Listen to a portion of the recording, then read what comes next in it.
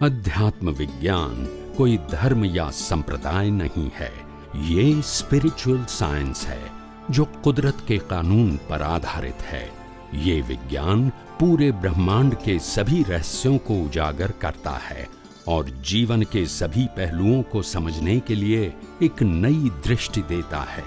इसी को art of vision कहते हैं, दुनिया को देखने की एक नई दृष्टि, जो अध्यात्म विज्ञानी परम पूज्य स्वामी श्री कमलेशानंद जी के निर्देशन में सनातन सत्य का अनुसंधान कर हमारे जीवन को प्रकाशित करे। जय सच्चिदानंद। અત્યાર સુધી લોકોને વ્યક્તિના જ્ઞાનની જરૂર હતી, બોલતા નથી. કયું જ્ઞાન?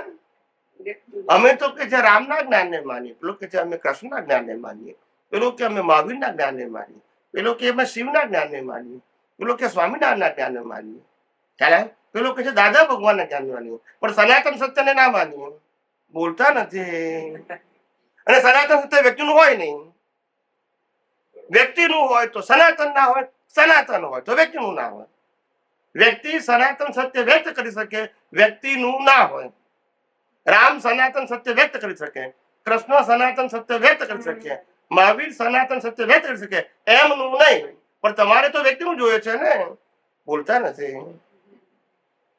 વ્યક્તિનું જોઈએ છે અને મોક્ષે જવું છે. યસ કે નો? ડિસ્કવરી થાય, ઇન્વેન્ટ ના કરે. સવાલ જ નથી ને. You can realise it, you can discover, not to create. આ તો આમનું જ્ઞાન કે છે. મને આમનું ના જોઈએ, આમનું જોઈએ. આ વ્યક્તિનું જ્ઞાન છે. હું આ બોલું છું વ્યક્તિનું જ મારું છે. મેં જે કીધું કુદરત, કુદરતી કામ, કુદરત, એ મારું જ્ઞાન છે. પણ તમારે તો વ્યક્તિનું જોઈએ છે. હું કે છે આમને માનું છું, હું આમને નથી માનતો. એટલે શું થઈ ગયું? સનાતન સત્યમાં વ્યક્તિ આવે? વ્યક્તિ કોઈ પણ હોય એના દ્વારા વ્યક્ત થાય, પણ વ્યક્તિનું હોય.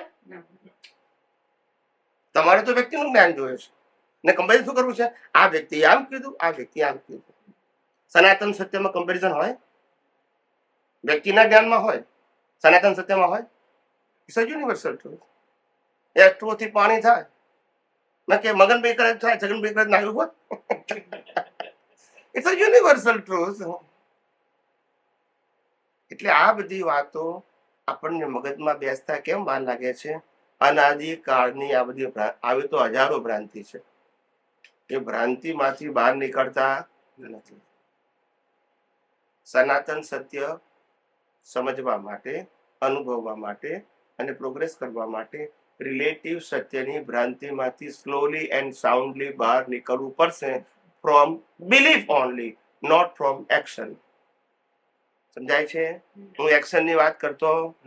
થોટ, સ્પીચ અને એક્શન એ મારો સબ્જેક્ટ નથી. મારો સબ્જેક્ટ છે આર્ટ ઓફ વિઝન, દુનિયાને જોવાની દ્રષ્ટિ, મન વચન કાયાને જોવાની દ્રષ્ટિ. મારો વિષય છે. મારો વિષય મન વચન કાયા શું કરવું એ મારો વિષય નથી. સમજી ગયા? એટલે હવે શું કરવાનું, શું ના કરવાનું, આ બે વિષય મારા નથી. હવે સમજી ગયા? સમજી ગયા કે નહીં? જેવું કરવાનું આવે આઈ જાય વ્યક્તિ. નાક બોલો તો કોણે કીધું તો કે આમને કીધું કરો. યસ કે નો? પાછું વ્યક્તિ આવે કે નહીં? આ તો સમજતા બહુ વાર લાગશે. હાઈ લેવલ નું સાયન્સ છે, પણ હું સિમ્પલ ભાષામાં બોલું છું. તમને આટલું સમજાય, નહીં તો આટલું નહીં સમજાય. આ તો બહુ હ્યુજ સાયન્સ મેં તમને સંક્ષિપ્તમાં કીધું, ને તમને જેટલું સમજાય એટલું. પણ સાયન્ટિસ્ટો સમજી જાય, કારણ કે એ લોકો પાસે ઓપન વિઝન છે. તમારું તો રિઝર્વ થયેલું છે. ધર્મમાં, સંપ્રદાયમાં, ગુરુમાં, ભગવાનમાં, ક્રિયામાં, મંદિરમાં, મંત્રમાં એંગેજ થયેલું છે. એમાંથી બહાર નીકળતા વાર લાગશે. એની બિલીફોમાં એંગેજ થઈ ગયા છે. એમાં થઈ ગયા છો અવસ્થામાં નહીં, એની પાછળ રહેલી બિલીફોમાં એવા એંગેજ થઈ ગયા છો, એમાંથી બહાર નીકળતા વાર લાગશે. અને પ્રોગ્રેસ કરવો હોય, આધ્યાત્મ પ્રોગ્રેસ કરવો હોય તો નીકળવાનું ધીરે ધીરે. ના કરવું હોય તો જે છે બરાબર છે.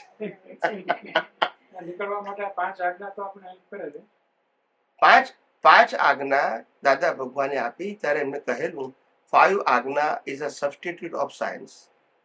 શું કીધું? When the people they are not capable to understand the science, then I will give you the five Agna Vidhi, Agna, Gnan Vidhi, Agna, and Sat Sadhan. I give you because of the person they have nothing interest in a science. So I have no option at all. એવું દાદા ભગવાને કહ્યું. સમજાય છે? પહેલી વખત જ્યારે જ્ઞાન આપતા હતા 5-7 વર્ષ ત્યારે આટલું બોલાવતા હતા, મન વચન કાય તદ્દન ભિન્ન એવો શુદ્ધ આત્મા છે, આટલું જ બોલાવતા હતા 5 વખત. બસ જ્ઞાન વિધિ થઈ ગઈ, આજ્ઞા આવી ગઈ ને સત્સાધન આવી ગયા. પછી ખ્યાલ આવ્યો કે આ લોકો આ સિમ્પલ વસ્તુ સમજી શકતા અને પછી આવવાનું બંધ કરી દીધું. એક આ આપતા હતા અને બીજું વ્યવસ્થિત જ્ઞાન સમજાવતા હતા. સમજાય છે? વ્યવસ્થિત જ્ઞાન આપતા નતા, સમજાવતા હતા કે બાકી બધું વ્યવસ્થિત છે, પણ તું નક્કી કર કે હું મન વચન કાયાથી મુક્ત એવો ચેતન અવિનાશી અનંત શક્તિ વાળો શુદ્ધ આત્મા છું. એટલે મારો સબ્જેક્ટ પતી ગયો. હવે બાકી બધું શું છે તો કે વ્યવસ્થિત. જેને હું કુદરતી રચના કરું છું, તો કુદરતી રચના મારે શું કરવાનું? જોવાનું, જાણવાનું. પણ તોય મહાત્મા સ્વામીજી હવે અમારે કરવાનું શું? બોલતા નથી. બધી રામાયણ પતી જાય પછી છેલ્લે કે ખ્યાલ કે સીતાનું હરણ થયું, હરણની સીતા ક્યારે થઈ તો કીધું નહીં. બધું પતી જાય, આટલું આખું વિજ્ઞાન કહું ને છેલ્લે પછી કે સ્વામીજી એક પ્રશ્ન બાકી હું કયો હવે અમારે શું કરવાનું? તારે સમજુ કે આ લોકો વિજ્ઞાન સમજી ગયા બરાબર. શું કરવું પછી? આટલું સમજાય પછી પણ આવું પૂછે તો મન ના ખ્યાલ આવે કે કેટલું સમજ્યા. બોલો. સ્વામીજી એક ક્વેશ્ચન છે. આપણે એમ કહીએ કે રાગ દ્વેષ ના કરીએ કોઈ વ્યક્તિમાં, કોઈ સમજી ઈ સામેની વ્યક્તિ આપણા પ્રત્યે રાગ દ્વેષ કરે તો એ શું થાય? આપણે શું લેવા દેવા? એ શરીર સાથે કરે છે કે આપણી સાથે કરે છે? એ કદાચ રાગ દ્વેષ કરતા હોય તો આપણે પાછી એને સામે પ્રશ્ન મારો આપણો એ શરીર સાથે કરે છે કે આત્મા સાથે? શરીર સાથે. અને તમે કોણ છો? હું તો આત્મા છું. તો વાંધો શું છે? આ શરીર કોનું છે? તો તમને શું વાંધો છે? મને એ ક્વેશ્ચન થતું હતું કે આપણે પાછા ભેગા ના થાય ને, મને આપણે તો રાગ દ્વેષ પર રાખીએ તો કોઈ સાથે કાઈ એ કરે તો એને ભેગું થાય, આપણે શું? તમારે જાવું ન પડે એના. આપણે કઈ લેવાય? ભગવાન રામ કૃષ્ણ મહાવીર ને લોકો રાગદ્વેષ કરે એનો જન્મ લેવો પડે? તમે રાગદ્વેષ કરો તમારી અજ્ઞાનતા છે. સામ સામી અજ્ઞાનતા હોય તો કર્મ બંધાય, મિત્ર બનવે કર્મ બંધાય.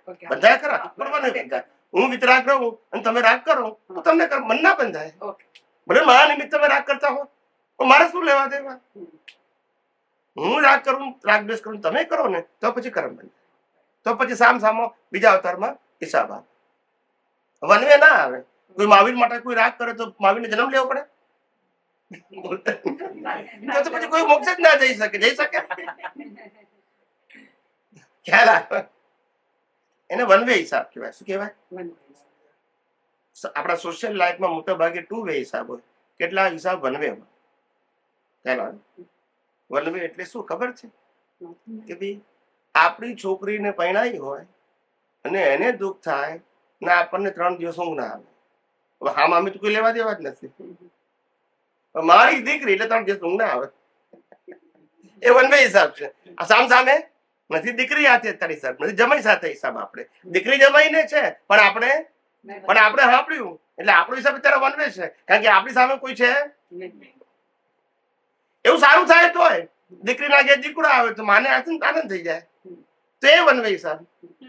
2 વે ક્યારે કહેવાય? સામ સામી હોય તો. શું કહેવાય? હા, સમજાય છે? એટલે વન વે સુખ પણ હોય ને વન વે દુઃખ પણ હોય, પણ આપણું વન વે માં ઇન્વોલ્વ ના હોય. સામ સામે અસર હોય. શું છે? જેમાં આપણે સામ સામે ભોગવવું પડે ને એને 2 વે કહેવાય. વન વે તો હોઈ શકે ને, બધાને હોઈ શકે. 2 વે પણ હોય, વન વે પણ હોય.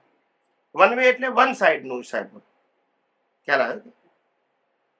એવું 2 જણને સામ સામે ભોગવવાનું ના હોય, એકને જ ભોગવવાનું. ખ્યાલ આવે?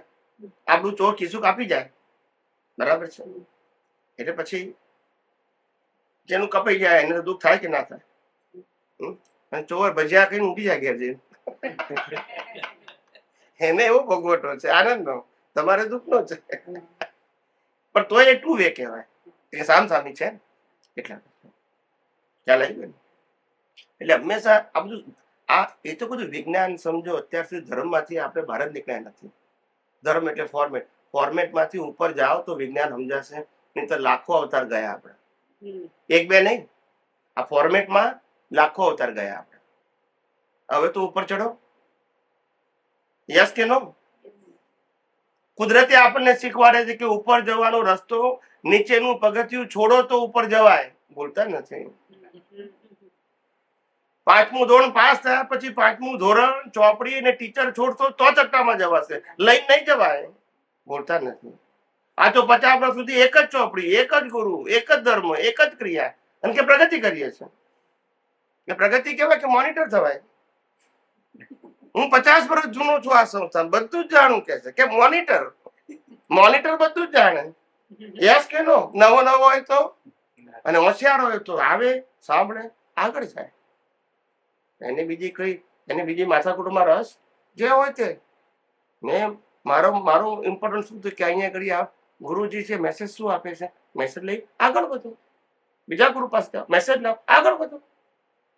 આ બધી માથાકૂટમાં હું છું કે કોણ સાડી પહેરીને, કયા કપડાં પહેરીને, કયો ડ્રેસ પહેર્યો, કેટલું ભણેલા છે ને, શિષ્ય શું ને, ગુરુ શું ને, હસબન્ડ વાઈફ ને ઝઘડા શું છે, છોકરા કેટલા, અને આના માટે આવીએ છીએ આપણે.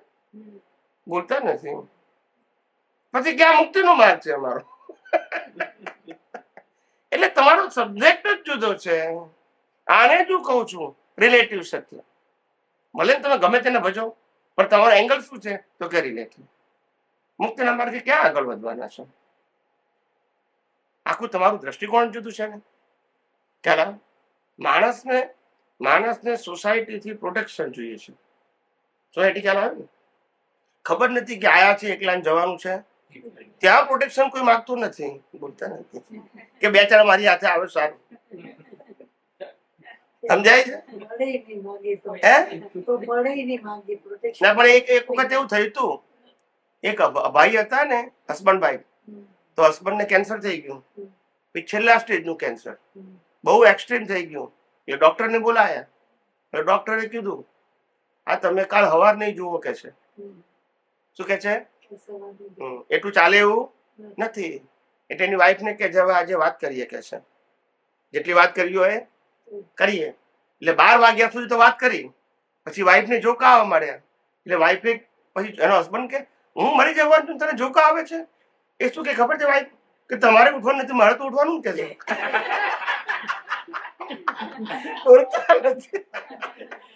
આવી દુનિયા છે. ના સમજાયું કે નહીં? દુનિયા આખી આવી છે સાહેબ, પોલમ પોલ. માટે મોહ કરવા જેવો નથી. હિસાબ પૂરો કરો જે હોય તે. રાગનો કે દ્વેષ, મોહ કરવા જેવો. મોહ એટલે શું? વારંવાર પ્રાપ્ત થાવ એવું માગવા જેવું. જે હિસાબ પૂરો કરો, પ્લસ હોય કે માઇનસ, જેની સાથે જે હોય તે. અંતે છૂટવું છે ભાઈ. વ્યક્તિ સારી ખરાબ એ મારો પ્રશ્ન નથી. જેવા હિસાબ હશે એ ભેગી થશે. માટે મારે વ્યક્તિને, સંજોગોને સારા ખરાબ કહેવા નથી. કુદરતી બસ. વ્યક્તિને કુદરતી રચના, સંજોગોને કુદરતના, ના આપણા મન વચન કાયાને કુદરતી રચના. પતી ગયું. અને હું પોતે મન વચન કાયાથી મુક્ત એવો ચેતન, અવિનાશી અને અનંત શક્તિ વાળો એવો શુદ્ધાત્મા છું. પતી ગયું. મારા સિવાય બધું જ કુદરતી રચના. હા, એટલે ખબર પડી ગઈ. એટલે ધારો કે લેટ્સ હું આઈસ્ક્રીમ ખાઉં છું, આઈસ્ક્રીમ ખાઈને જે સુખી મળે છે એ મારી બિલીફ છે, રોંગ બિલીફ છે. હું એનાથી છૂટો રહું તો કઈ કર્મ બંધાય કશું જ નહીં. રોંગ બિલીફ કઈ તક? રોંગ બિલીફ એટલે સુખનો અનુભવ થાય છે એ. રોંગ બિલીફ કઈ રીતે થાય છે તો ખરો? હા, એટલે એ રોંગ બિલીફ કેમ? અને સાયન્સ કો મને, મારે સાયન્સ ની જરૂર. એટલે સાયન્સ એટલે કે આ શું કે કુદરતી મળ્યું છે અને આ શરીર ભોગવે છે એ બિલીફ છે. રોંગ બિલીફ કોને કહેવાય? કુદરતે બનાવેલો આઈસ્ક્રીમ અને કુદરતે બનાવેલું શરીર ખાય છે ને આનંદ મને થાય છે, એનું નામ રોંગ બિલીફ. ના સમજાય? પણ તો ઈ ભાવ કર્મ થયું ને. ભાવ કર્મનું ફળ. ભાવ કર્મ ના કહેવાય. ગયા અવતારમાં આઈસ્ક્રીમ ખાવાનું સુખ છે એવો ભાવ કર્યો હતો, એટલે કુદરત તમને શરીર આપ્યું અને સંજોગ આપ્યા, અને પેલો ભાવ જે ચાર્જ કર્યો હતો એ ડિસ્ચાર્જમાં ભોગવે છે. પણ આજે તમે શું કહેશો? કુદરતી એ નવો ભાવ પતી ગયું. યસ કે નો? જૂનો તો ઉકલવાનો જ ને.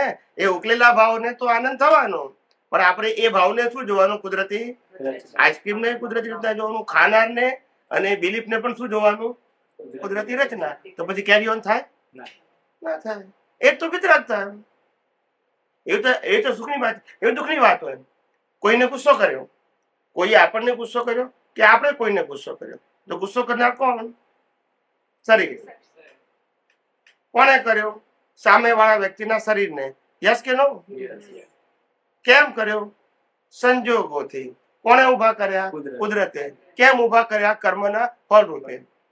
બે ના શરીરના સંજોગો, શરીર અને સંજોગો કુદરતી રચના ને એની અંદર રહેલો શુદ્ધાત્મા છે, મારી અંદર પણ શુદ્ધાત્મા છે. એ બંને કેવો છે? સેપરેટ છે. કોઈ લેવા દેવા પતી ગયું. તો રાગ કોણે કરવાનો? દ્વેષ કોના માટે કરવાનો? યસ કે નો? હું માળા ઢોળવાની જરૂર છે? બોલતા આરતી ઉતારવાની જરૂર છે? વિજ્ઞાન સમજવું પડશે. આધ્યાત્મ વિજ્ઞાન, સ્પિરિચ્યુઅલ સાયન્સ. સ્પિરિચ્યુઅલ શબ્દ કાઢી નાખ્યું તો ભૌતિક વિજ્ઞાન કહેવાય. આત્મા જોડું તો સ્પિરિચ્યુઅલ, આત્મા કાઢી નાખું તો ભૌતિક વિજ્ઞાન. પ્રિન્સિપલ બંનેમાં કેવા છે? એક જ. ઘણી વાર તમારે સત્સંગ સાંભળીએ કે એમાં તમે કહો છો કે કોઈ પણ કર્મ કરીએ એ ઉદય કર્મ હોય તો આપણે કર્મ ન બંધાય. એ ઉદય કર્મ છે. બધું ઉદય કર્મ છે. જન્મથી મોત સુધી બધી બધું જ ઉદય કર્મ. ઉદય કર્મ કહો, કર્મનું ફળ કહો, અથવા તો કુદરતી રચના જુઓ, અથવા વ્યવસ્થિત કહો, બધાનો મિનિંગ એક જ છે. આથી આપણે કર્મ ભોગવીએ ત્યારે બીજા નવા કર્મ નથી બનતા. ભેગા થાવ તો બંધાય, છૂટાડો તો ના બંધાય. તે આપણે કેવી રીતે સેપરેટ કરવું, રાખવું કે ભાઈ કેવી રીતે ખબર પડે કે આ ઉદય કર્મ છે? એના માટે આપણે જવાબદાર નથી. મન વચન કાયાથી જે કંઈ પણ થાય છે જન્મથી મોત સુધી એ બધું ઉદય કર્મ છે, કુદરતી રચના છે, વ્યવસ્થિત છે, કર્મફળ છે. તમને દેખાય તો છૂટા છો, ના દેખાય તો નવા કર્મ બંધાશે. વળી ગયા તો રાગદ્વેષ થશે. એટલે છૂટા રહીએ એટલે નવું કર્મ, છૂટા રહેવું એટલે કુદરતી રચના, એટલે નવું કર્મ ન બને. ના બંધાય. અને વળી જશો, મેં કર્યું, મેં ભોગ્યું, મારું છે, તો પછી બંધાશે. જ્ઞાન દર્શનની જાગૃતિ, મન વચન કાયની ક્રિયાની જાગૃતિની જરૂર નથી. જગતના લોકો મન વચન કાયથી કેમ જીવવું એમાં ઊંડા ઉતર્યા છે. પણ કુદરત કે છે તારી પાસે ચોઈસ છે જ નહીં. તું રામ હોય તો વનવાસ જવું પડશે. ગમે ત્યાં ઋષિ મુનિઓમાં મુહૂર્ત કરાવીશ તોય બોલતા નથી. ખ્યાલ આવે? અને તું કૃષ્ણને જ્ઞાની હોય તો મહાભારત થશે, ભલે ગમે એટલો જ્ઞાની હોય તો. યસ કે નો? સમજાવવા છતાં એ થશે, કારણ કે તારા હાથમાં નથી. તું પ્રયત્ન ભલે કરે એનો વાંધો નથી. રામે પ્રયત્ન કર્યો રાવણને સમજાવવા, કૃષ્ણએ પ્રયત્ન કર્યો દુર્યોધનને સમજાવવા, પણ જે બનવાનું હતું એ સમજાય છે. માટે કુદરતી રચનાથી બને છે, એનો ટોપલો માથે લેવાની જરૂર નથી. સમજાય કે નહીં? સમજાય છે. બીજું કઈ પૂછવું છે? ના, બીજું એક એટલે અત્યારે આપણે શું કહેવાય, મારી વાત કરું કે એ લેવલે નથી એટલે આપણને આત્માની અનુભૂતિ ના થાય. જ્યારે એ લેવલે જેમ જેમ જઈશું એમ આપણને અંદરથી ફીલ થશે કે આ આત્મા છે, ના શરીર છે. બાકી અત્યારે ખાલી દ્રષ્ટિથી આપણે જોવાનું કુદરતનું કામ. 5 વર્ષની ઉંમરનો છોકરો ખાલી નિશ્ચય જ કરે કે મારે ડોક્ટર થવું છે, એકે પાનું ભરવાનું નહીં, બોલતા નથી. સાચી પણ તો 30 વર્ષે થશે. ના સમજાય? સમજાય 1 થી 5 નહીં ભણવાનું, બધું એટલે સ્ટેપ બાય સ્ટેપ જવાનું. લક્ષ્ય is important, goal is important, that's it.